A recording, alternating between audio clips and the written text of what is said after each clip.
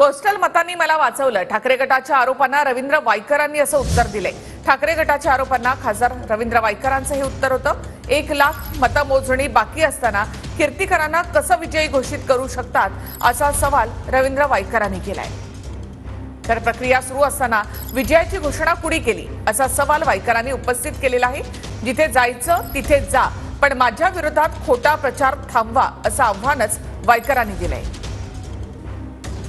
अरे 5:51 वाजता जर 1 लाख मताच्या वर जास्त मोजणी बाकी आहे आणि तुम्ही जिंकला हे कसं काय देऊ शकता? याचाच अर्थ आतून पण कोणीतरी तुम्हाला सांगितलं किंवा सांगितलं गेलं असं। आणि म्हणून मी 5:51च्या नंतर 6 वाजता तिथे पोहोचलो।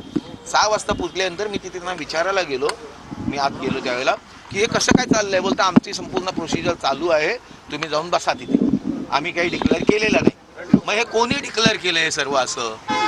हा देखील प्रश्न येतोय। हमने ईवीएम के ऊपर आरोप नहीं किया है, हमने सिस्टम के ऊपर आरोप किया है। रिटर्निंग ऑफिसर ने जिस तरह से धोखा किया है उसके ऊपर हमने एविडेंस के साथ आरोप किया है।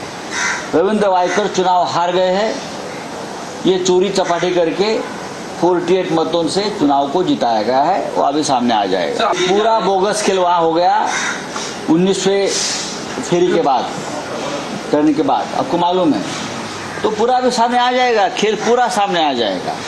रवींद्र वायकर लोकसभा नहीं पहुंचेंगे। हॅक जर करायची होती त्याने मी एक नि कशाला प्लस नि मायनस जाईन, मी हजाराने 2000 4000 काही लाखांनी काय असेल ते त्यांनी प्लस जाईन। त्यावेळेला 20 उमेदवार आतमध्ये होते, त्यांचे प्रतिनिधी 20 लोकांचे काही जे असतील ते आतमध्ये होते, मी तर आतमध्ये नव्हतो। मग ते पण हॅक करू शकतात का हा पण प्रश्न येऊ शकतो। त्यामुळे या कुठल्याही गोष्टीला अर्थ नाही।